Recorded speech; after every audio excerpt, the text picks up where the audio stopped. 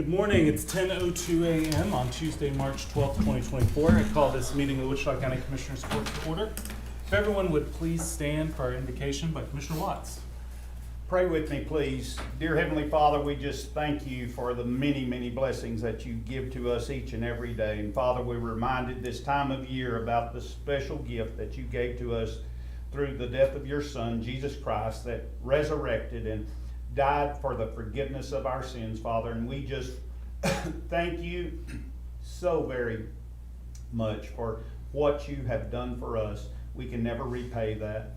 Father, we ask that you be with us today as we go about the business of this county, the residents that live here, Father. And we just ask that you protect those that protect us and keep your hand with them, Father, and keep them from harm's way. Father, again, we say many thanks for so many wonderful things you do in our lives each and every day. All these things I pray in Jesus' precious name. Amen. Amen. Join us for the pledge to the U.S. flag. I pledge allegiance to the flag of the United States of America and to the republic for which it stands, one nation, under God, indivisible, with liberty and justice for all. And now the pledge to the Texas flag. Honor the Texas flag. I pledge allegiance to thee, Texas, one state, under God, one and indivisible. All right, everyone may be seated. Thank you. All right, so we do have a couple of presentations on the agenda. However, those will both need to be postponed. Folks who couldn't be here this morning, so we will postpone those until a further date. All right, at this time we will open up for public comments.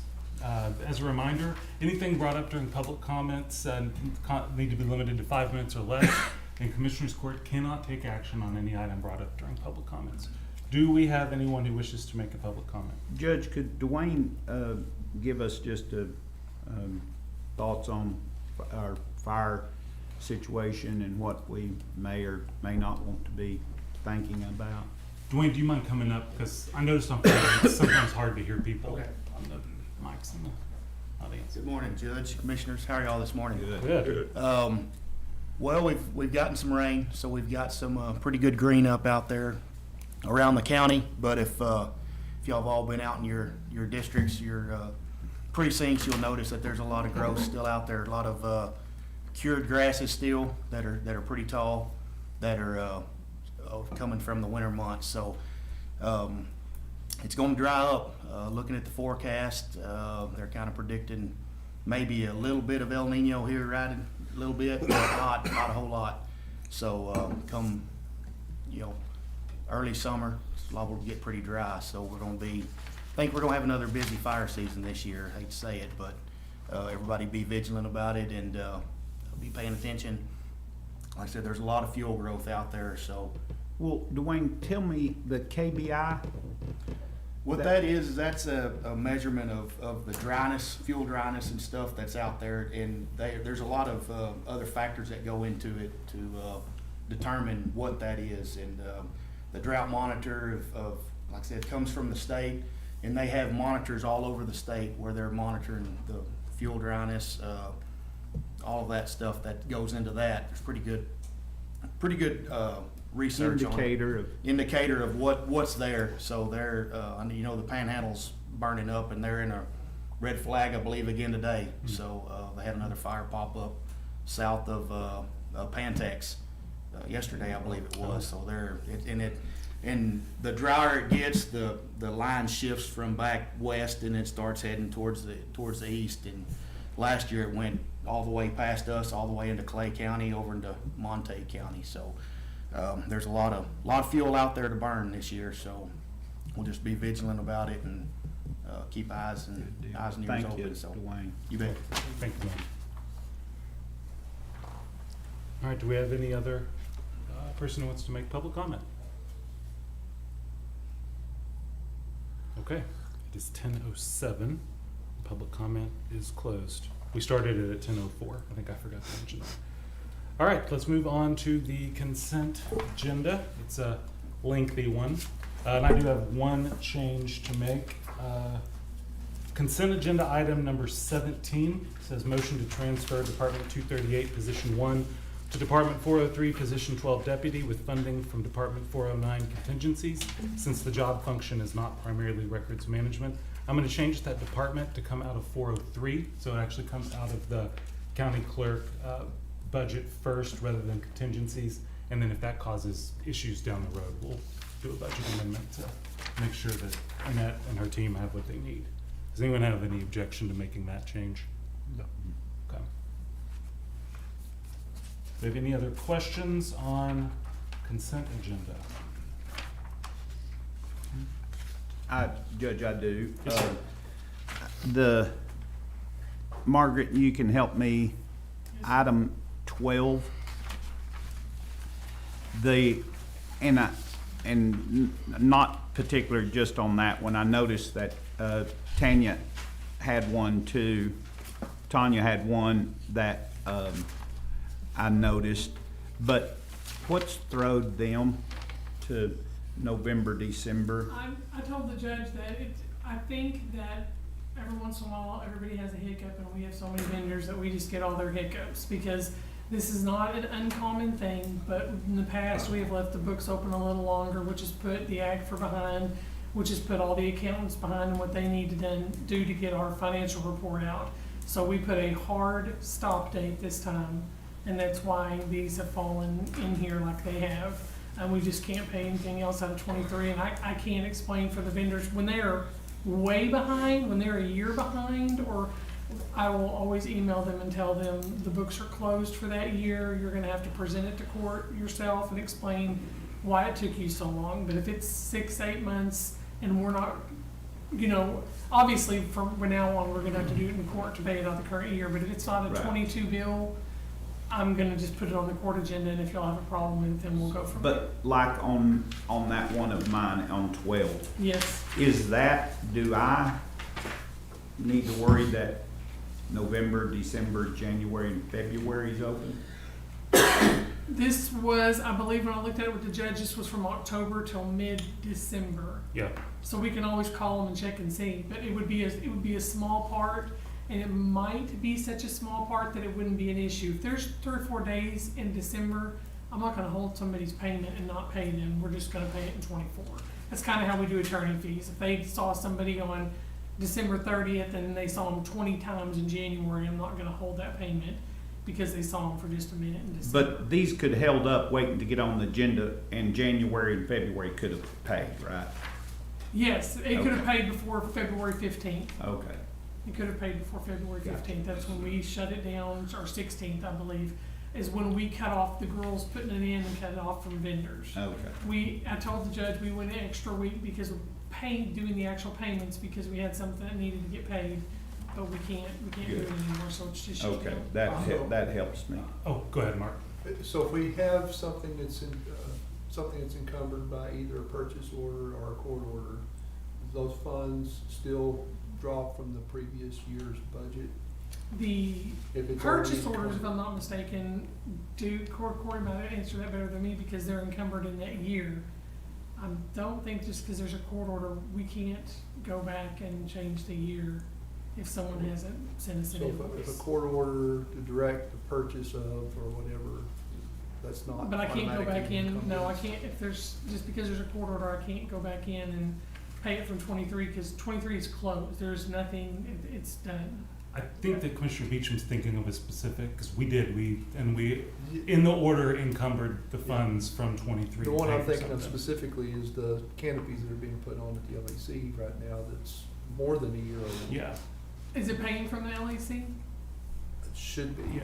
yeah. It's more than a year old purchase, but it took them till now to put it in. I can check on that for you, I don't wanna give you the wrong Yeah. information, but I don't. But that's just one instance, so. Do you happen to know if we did a purchase order or who the vendor is, so I could look it up? Cross R's, It doesn't sound familiar, but that A&E, doesn't. Okay. A&E Blind and Awning. Cross R's gave us the bid, but I think A&E Blind and A&E, Awning, they're okay. both the same. I'll look and I'll get with you and let you know. Okay, Thank you. thank you. and because the court, and I think everyone had gotten used to a schedule of closing the books much later in the year. And I know that didn't work well for anybody, most of all the auditor's office, but it caused issues for us trying to do budget planning in May and June last year. But if going forward it's gonna be so much earlier, we may need to consider either a mechanism to make sure that we're encumbering things that last quarter of the year for the next year, or that we are budgeting a holdover item for the next year, because some of these amounts are big enough they're gonna cause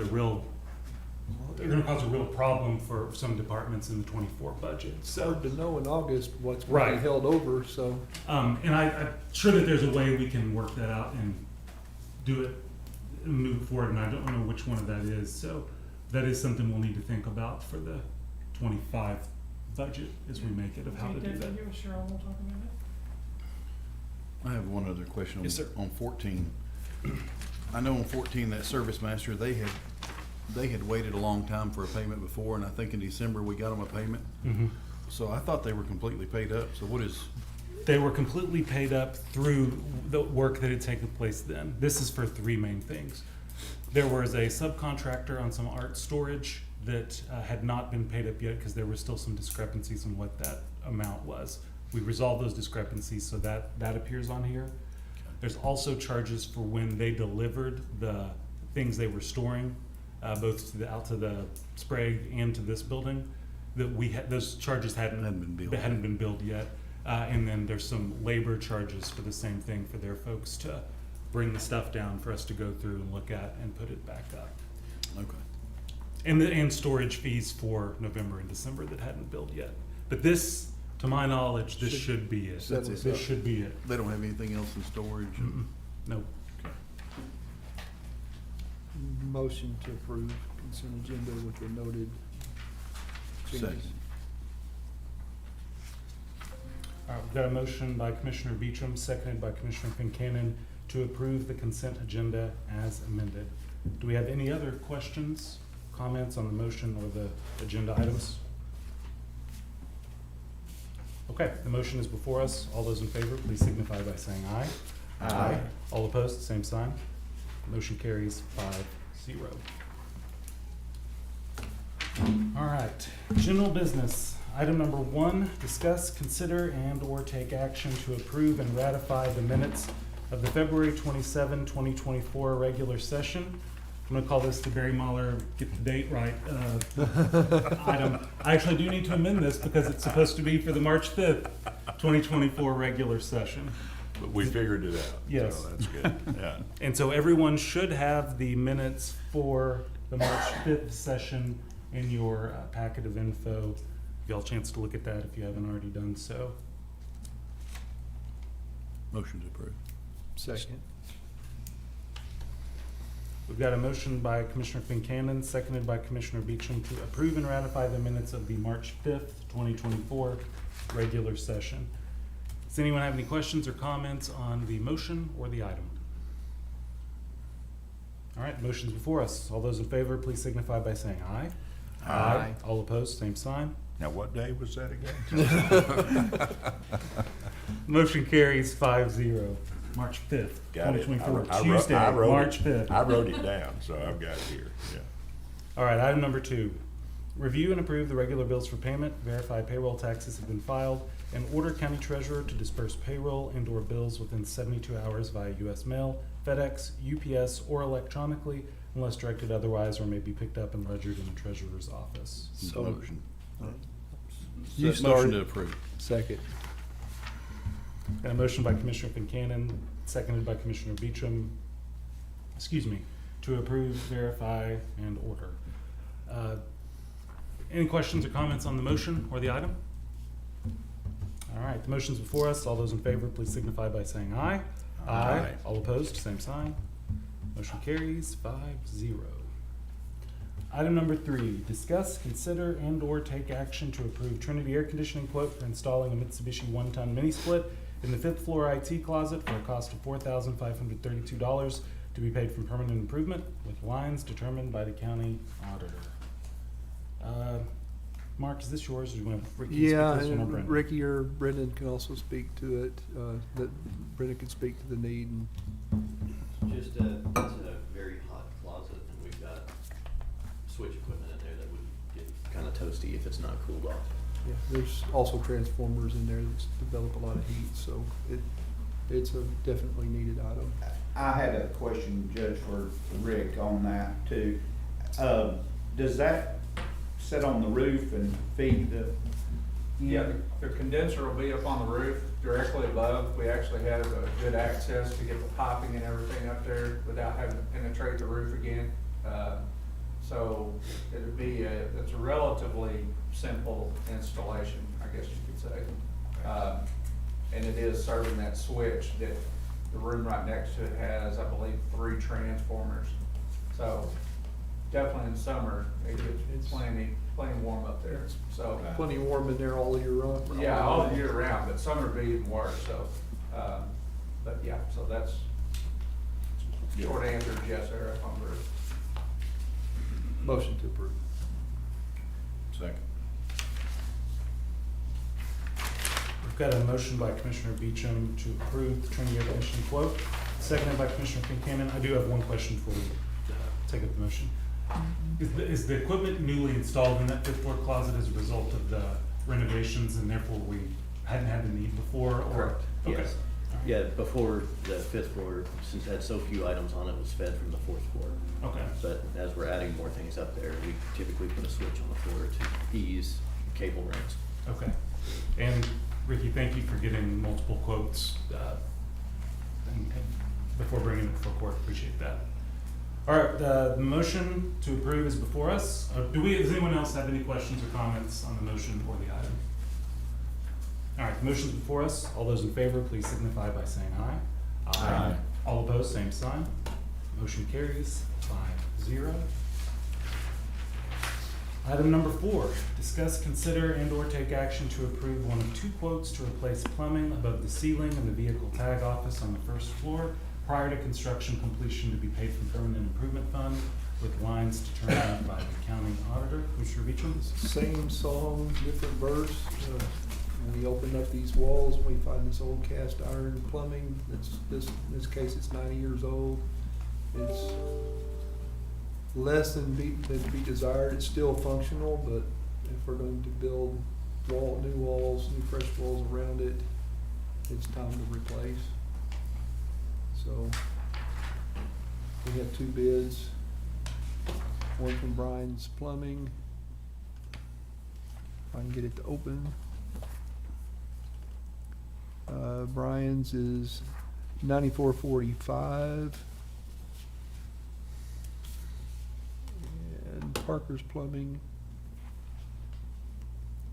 is $5,081.11. Wow. So I think it's 5,087.11. Oh. It's hard probably to see on that. It But is, that's yeah. still- Yeah, it that's is, still it's a- quite a So difference. Almost half. Rick is more familiar with the bids and what needs to be done. So Rick, you want to speak? I'm sorry, was there a question? I'm sorry. Yeah. Do you have any, those bids are fairly significantly different from each other. Do you have anything to offer on why the lower one wouldn't be the obvious choice? I would suspect that one thing, this has all gotta be weekend work or after hours, because that serves the only, well, almost the only functional restrooms we have the only functional restrooms on the 2nd floor. So, once we start that, we can't, those restrooms have to be shut down, so it's gonna have to be weekend and after hours. So it's quite possible that one contractor said, well, when my guys work Saturdays and Sundays or after hours, I pay them double time, whereas the other may not. Of course, Parker being a smaller company, their overhead's substantially less than, I would say, the Ferguson Groceries or I'm sorry, Brian's. So that could be a reason for But that. Parker has done you a good job, so, I mean, you've worked with him now a while. Yeah, he's done good work for us. They both do really good work, I mean, as far as I can Yeah. tell. So. No, I agree. It's definitely not a question of that, but I believe it's just the way that they pay their employees. Sure. No difference in material specs or Right, the materials are all the same. Yeah, going back with PVC and as opposed to the cast iron and. Yeah. And the piping over there is, I mean, this is definitely time to do it because it is splitting as we speak. And I took some pictures, I didn't include them in your packages, but, it's something that needs to be done before we cover it up. But your motion? Yeah, I make the motion to approve Parker's at $5,087.11, okay. Yep, that's right. And second. Okay. And just for clarification, is there other bathrooms that don't work on the second floor? Well, they're under construction, they're being Okay. remodeled. Yeah. Okay, so they will be more later on. Right. There's 3 sets of bathrooms on the second floor, one of them is out, it's in the back side, which is Okay. not fed by this same I plumbing. couldn't have told you that, I didn't realize that, okay. All right, we've got a motion by Commissioner Beecham, seconded by Commissioner Fincannon to approve the Parker's Plumbing quote of $5,087.11 for the plumbing replacement job. Does anyone have any questions or comments on the motion or the item? All right, that motion is before us. All those in favor, please signify by saying aye. Aye. All opposed, same sign. That motion carries 5-0. All right, we all get to listen to me read for a little bit now. Item number 5, discuss, consider, and/or take appropriate action to consider allowing Commissioner Watts to utilize the interlocal agreement between the City of Electra and Wichita County to repair and replace 2 city drain ditch culverts which are currently preventing proper drainage from the city into the county. The city will reimburse the county for the culverts utilized at a cost not to exceed $8,500. The county will utilize John and Ruth Ann Jones to install the culverts and rehab the drainage at a cost not to exceed $15,000. This will allow correct flow from the city into the county drainage and alleviate current flooding in both entities for precinct number 4 from Fund 224 budget from lines determined by the county auditor. Commissioner Watts? This project has changed 9 times and still kind of changing. The city of Electra, as you know, had a issue with their electricity, and we were going to do so much more, and we'd been planning on it across the winter time and been up there and met several times of different deals. And so the transformer kind of took the wind out of sails because of the need to replace the electrical grid there, immediate need. But so we pared it down some to get to the worst problems first, and so that's what we're doing. We've just have not rehabbed anything for a long time, and it's causing me trouble at my barn even behind it. But this will, so many of those up there, and it's cool to see. If you've not been, you should. We're put in with the WPA project. So that's how old we're talking about. And even so, we cut this culvert cost of Electra down from $39,000 to $85,000. But then the guy calls me from the culvert contact in Seymour and said, "Hey, I got a deal for you. The railroad just backed out of a bigger, better culvert, and we'll cut you a deal on that." So Electra's get more of a benefit than spending this. But anyway, it's all in an effort to. Greg Lynn and Linda came yesterday and looked at those, and they just couldn't believe how it was going to make a big difference for the old school and all the community center over there and everything. So it's addressing flooding both out in the unincorporated part of the county and in the city Yes. of Electra both. It is having very difficult time making it to 287. It goes under 287, thank goodness, but it's at one on the east end of 287. It wants to encumber real bad right there. It doesn't have as much trouble on the west end of 287 leaving Electra, but it's just, this will help get it on flushed out of there. It's lingering forever. And Okay. Range back to the north then. yes, Yeah.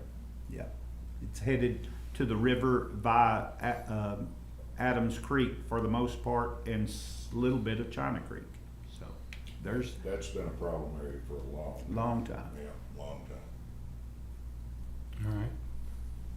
Wanna entertain a So motion? it'd be my motion to move forward with this, in effort conjunct Second. Beckford with Electra. Okay. All right, we've got a motion by Commissioner Watts, seconded by Commissioner Beecham, to approve, allowing Commissioner Watts to, and his team to utilize their local agreement and replace 2 city drain ditch culverts, which are currently preventing proper drainage from the city into the county. Again, the city will reimburse the county. It'll cost not to exceed $8,500, and the county will utilize John and Ruth Ann Jones to install the culverts and rehab at a cost not to exceed $15,000. That's the motion. Do we have any questions or comments on the motion or the item? Commissioner Watts, Yes, sir? Yes, is this going to affect the radio tower that we're putting in? this That will drainage right there? alleviate the radio tower, Dwayne, right now, when, you've gotta get a running start off to get through, you know, behind my yard. And so this will help, get that water to move on, Off of that and side. get out of there. It's turned into a bog. Okay. And it has no, it's just, like Barry's told me 900 times, it is, if it's never tended, this is what it's designed to do, and it's done its job. So so yes, it's gonna help tremendously at the radio tower. And Okay, perfect. That's what I was wondering, because it does all that, and you gotta get a running start, and it's pretty soft, so I was Right. hoping it would alleviate a lot of that issue. So, You bet. Thank you. All right, any other questions or comments on the motion or the item? All right, the motion is before us. All those in favor, please signify by saying aye. Aye. All opposed, same sign. Motion carries 5-0. Item number 6, discussions on March 5th, 2024 election. Hey, we got the date. We got the date right. Including any comments or concerns. Robin, you come up and present on how things went with last Tuesday's election. I don't really have any results that I didn't even think about bringing, but.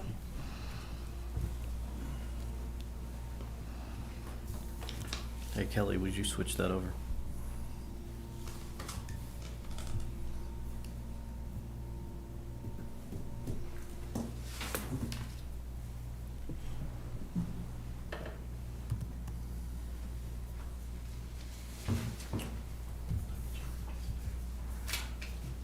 Thank you. Make sure it works before I leave, because I walk away and it will quit working.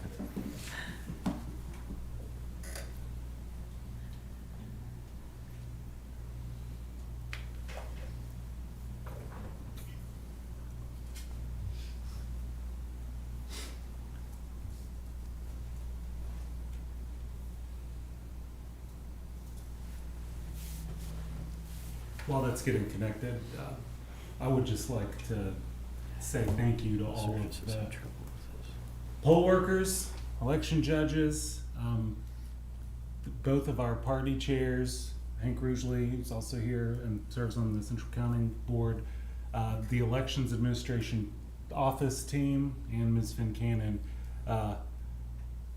It is, y'all know how much of an endeavor it is to put on an election, and it's a lot of hours and a lot of time and a lot of putting out fires all across the spectrum. And so just want to take this chance to thank all of those folks for their work in making this happen, because without dozens of folks working, none of it comes together. So thank you to all of them. Okay, again, I don't have any results. I didn't even think about bringing that for this presentation. But I agree. I like to thank every poll worker, every judge, everybody that's involved. You cannot, our department could not do it if we did not have all of those people that were involved. There'd be no way. We'd be dead in the water. If we didn't have poll workers, then I would be looking at every county office to provide me staff to run these polling locations, because it's a county function and somebody's got to do it. So I appreciate poll workers tremendously. One other thing, and thank the places that put them on. Yeah. Yes. We really need to yes. thank the businesses, the churches, Good. All of because it, yes. puts a stress on their business or whatever, and we need to really thank the people that are willing to host us. Yes, 100% agree. Okay, really all I'm here to talk about is some concerns and then talk about partial manual count. Partial manual count is complete, we have done that. The assigned races that we were responsible for reconciling was railroad commissioner. Before, and I know you've done this every time, and everyone probably understands what a partial manual count is, but would you just briefly? Yes, partial manual count is, everyone votes, everyone's, other than mail ballots, everyone scans their ballot into our scanners and we pull those little V drives and we read them. So we have a tabulation, electronic tabulation of the results. Partial manual count is we open those ballot bags and we pull out every ballot and we count them manually by hand to make sure that the manual count correlates to the recorded electronic version. So we were assigned with railroad commissioner. That's the race that we had to tally. We were given we were assigned precincts 104, 312, and 410. Well, we don't have a 312. So we get to pick, so we opted to replace with 204. So we counted 104, 204, and 410. The state assigns us the election day locations that we do the manual count on. They assigned us Hawes Road, First Baptist in Iowa Park, and Faith Baptist in Iowa Park. During early voting, you count every early voting location. So that's a little bit more tedious than the election day. Election day could have been, depends on what location. If they pick a heavy location, you'll have more. But the state assigns you the election day locations, early voting, it's across all early voting. The state assigns your precincts, other than if they give you a precinct number that doesn't exist, you can swap it for something else, and they assign the race. So we have completed that, we have submitted our results to the state of Texas, and we were 100% accurate according to what our tabulation showed. So the physical ballots at each of those locations Matched. matched perfectly with the number of Correct. ballots that were scanned in. Yes, 100% correct. So it seems odd, their selection, like 104 probably wouldn't have very many, if any, at those three locations? Yeah, the state, I would say during early voting, I don't think Electra had anything in any of those. So we didn't even have to open Electra's bag at all because they didn't have any results. But the state assigns No, that. I know the It's state kinda funny. signs that. Last year they assigned the 3 heaviest polling locations, and this year they almost assigned The the, Linus. The Linus. Some of the Linus. but they pick them, just at Yeah, it just- randomly. Yeah, Yeah, the precinct 104, I can't see that having it was, anything. I'll be real honest with you, we were not complaining about partial manual count for this election compared to the November election last year. It was a lot, this was way smoother, you just didn't have a lot to count, Because so. that's my precinct, so. Oh, yeah. So anyway, that's the state assigns it, so you can replace it if it's a district, if it's a precinct that doesn't exist, because 312 we don't have. But we were not complaining with their selection by any means. It's their selection. Yep. What we're Yeah, told to do. November It's was just not odd. quite as easy as this one. November was a little heavier, took us a little longer, but and there's no telling what this coming November will look like because there's no telling what places they'll give us. But we were not unhappy with their selection this time. Okay, the next thing that I have to discuss is an issue that was brought up on Friday of last week regarding people indicating that they had voted for a race that they said that they were not eligible for, being Senate District 30 race. So as you know, Senate District 30, Wichita County is split between Senate District 28 and Senate District 30. We have 17 counties in Senate District 30, and the rest of the county is in Senate District 28. So depending on where you live, dictates what's on your ballot. No different than if you live in Precinct 4, you're gonna have Commissioner 4. Precinct 1, you're gonna have Commissioner 1. So it was mentioned on Friday that there were people that were in a precinct, one specific precinct, well, it was two specific precincts that they had Senate District 30 on their ballot, and they should not have. So with that, my office has done our due diligence to research and find out if that was in fact what happened. So that's what I'll go over next. First thing we did is we knew 5 people who were indicating that this happened. So what we did was we pulled their actual poll pad receipts from the day they voted, like these 2 individuals voted at the mall on 2/28. So we pulled their specific poll pad receipt. The reason we did that is because we can scan that little barcode and see exactly what it pulled up in the voting system. So that's why we pulled those. So we pulled the specific poll pad receipts for 5 individuals that were claiming that this happened to.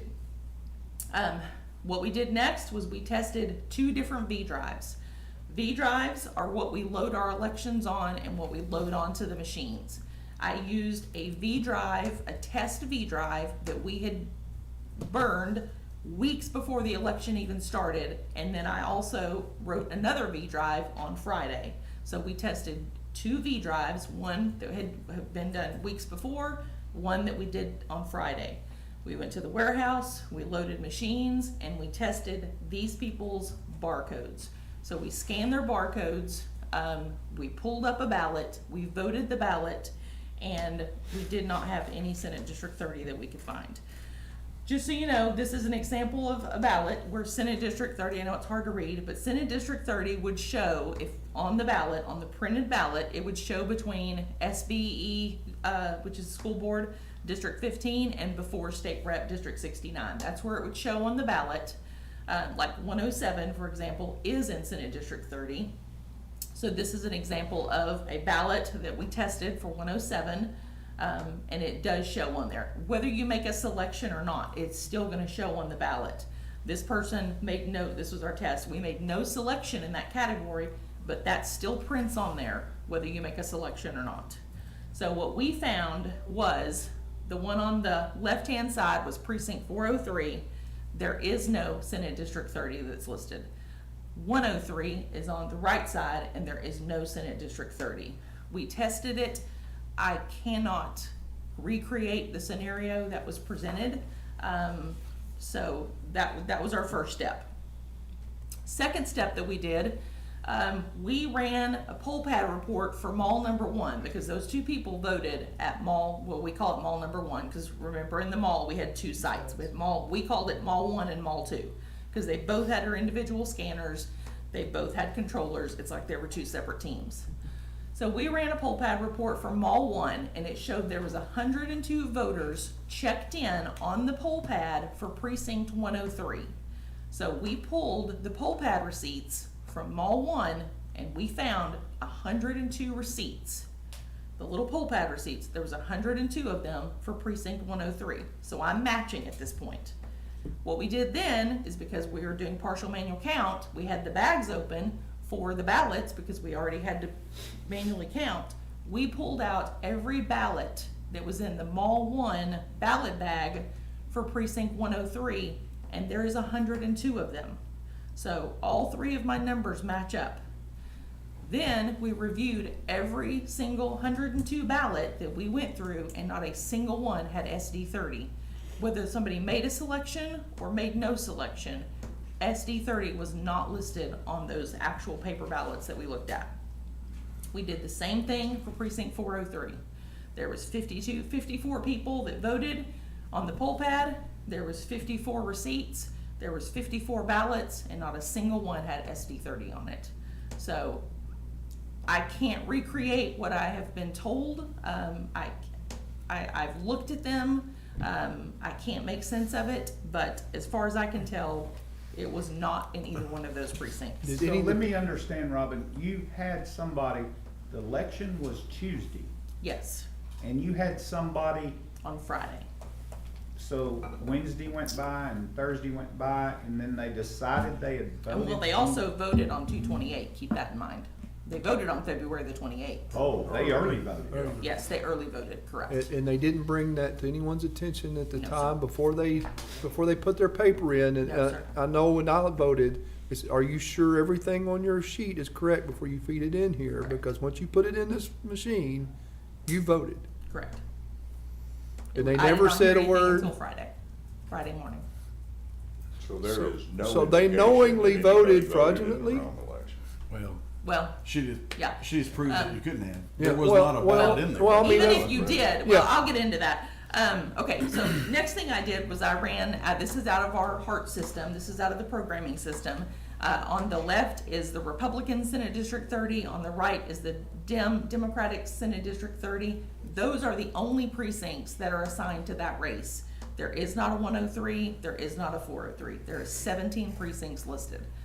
That is not something I created today, that was created when the election was built.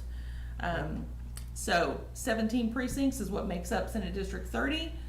Precinct 103 and 403 are not listed. The SOS also shows 17 precincts for SD 30, which that's the list that I had gotten from them previously, because we're not split by school board, we're not split by Senate District 69 or U.S. Representative. We're only split by Senate District 30, and they indicate that we should have 17 precincts, which is what I show as well on the previous page, which was what was loaded on the election.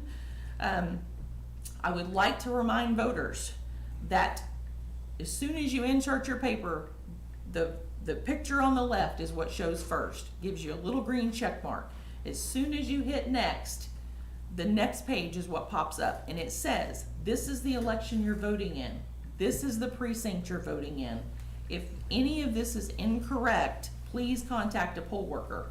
So at that point, if you were given the wrong ballot style, like and a poll worker could manually select it. Most of them scan that little barcode, but sometimes maybe the barcode doesn't work. I've seen it happen. You check in at the poll pad, that poll worker hands you your poll pad receipt and says, go to the next person, and I've seen people wad that sucker up and throw it in their pocket. So you're trying to flatten it out to read it. So manual selection is something that could happen. But if you were manually given precinct 102, for example, this is the voter's chance to say, hey, I'm not in precinct 102. So you go all the way through, and then you're right. At the end, if you got to a race that you felt like you should not be voting on, that's your opportunity to get a poll worker involved. And that did not occur. Right.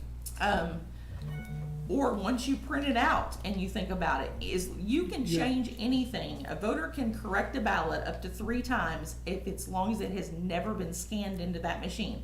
Once it's scanned, it's a done deal. You have multiple opportunities on You the have machine multiple opportunity. and before you put your Before you ballot scan paper that in the ballot in, scanner correct. to Correct. review those choices and Yes. make sure that your choices are what Yes. you intend to Yes. vote and what you're eligible to vote for. Correct. So I can't find anything that correlates the instance that was brought up for precinct 103 or precinct 403.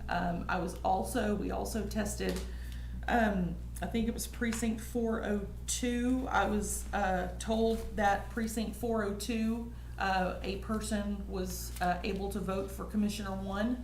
And that did not happen. They were eligible to vote for Constable 1 and JP 1, but I could not prove that Commissioner 1 was ever on a 402 ballot. So I just wanted to throw it out there and say we did our due diligence, probably more than what we should have, but we're kind of extremely anal in our department. And we do take it serious, because if we did something wrong, I'll own it, but I cannot reproduce what was said. So Sure. Those crossover races are confusing when And they you've are. got, Mhm. you know, you've got Commissioner Precinct, you've Yes. got JP Precinct, and, you know, that's yes, that's And always we- bothered me that we, yeah, you know, but that's the way it works out. correct. And, And we did have people that did their due diligence and researched Senate District 30, went to vote, and it wasn't on their ballot because they didn't live in Senate District 30. But they did I give them credit, they knew who they wanted to vote for, but they just didn't realize Senate District 30 is not all. it's a Some weird people thought split. Senate District 30 was all of Wichita Falls. That split's still very new too. Yes. And still Yes. confusing to a lot of people. Yeah, we did have a few- We'll do better, I think, as we move along. Yeah, we did have a few people that called us because they were upset because they didn't get to vote, but once we showed them the map and everything, they did. And some of them called us after they did some research on their own, but and they were not in Senate District 30. So that's all I have. Any questions? Any questions? I do have one. So, the constable from, precinct 4 had called me and, mentioned that a couple had, came to precinct 4 offices to vote, and they were, disturbed by maybe a couple of ruffians on the porch. Did you hear that story? We did. We did have a call from someone who said there were a couple that had voted at Electra. There was only one polling location in Electra, so it's pretty easy to narrow it down. We contacted the poll worker. The poll worker went outside. There was nothing that they observed. The constable was notified. He went back and looked at the cameras. There was no indication. The cameras were all clear, other than our poll worker walking outside to look. And then according to the poll worker, they did not have a couple that had just walked in to vote. So I don't know if that was a scam call or if that was just we just couldn't put any facts together to corroborate any of that at all. None of it made sense. So, and it was just the one phone call. But yeah, they did indicate that there were people. Yeah, they did indicate that they were intimidated by whoever these people were that were they voted, they said, so they said they went in and voted, but the poll workers did not have a couple at all that morning, not a couple together come in and vote at all. But again, no one come into the polling location and said, hey, there's some ruffians out here. They called us after the fact. Okay. And then we could not match any of the story up. Maybe a figment of their imagination. Yeah. Or they voted at a different location, but even that, I'm like, it's Electra. You clearly said Electra. So I can understand if maybe they got confused with, we were, I don't know. But anyway, we couldn't get any facts that lined up at all on that, so. Robin, I'm sorry, No, Chris, go ahead. go ahead. No, I was just gonna ask, looking ahead to the fall, I'd certainly anticipate larger turnouts with a presidential election and all. Yeah.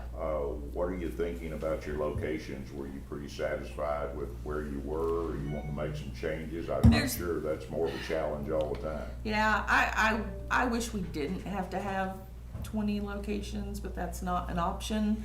Some are smaller, some are bigger. I appreciate all of them. I don't know if they'll participate. We won't know until we start contacting them later in the year to see if they'll participate or not. But Was the mall a good option? The mall was the mall was a awesome. great option. Well, I heard from people that said Yeah. it worked good. So. The mall, and I also heard from voters, because before at the mall we were always in the main walkway. Yeah. They felt like they had more privacy because we were actually in a store. So I do hope the mall continues, but it's up to parking is great. That makes a difference. And we need Yeah. to, anything we can, we need to reach out to our businesses and tell them thank you, because the mall closes at 7. It's a big location, and I don't know that they're very happy about staying open past 7. So it's gonna be a challenge probably to get them to let us do it there again for that reason. And it could be, and it's totally their fault. These are businesses. Their primary function is not to host an election. Yeah, so absolutely. I completely understand. So I would never. That mall location worked out really well. The mall was a great location. The churches are great locations. Yeah. There's churches that get a lot of visits, and there's some that were newer this time that didn't get as busy. But I think it's just because they were newer locations and stuff. So.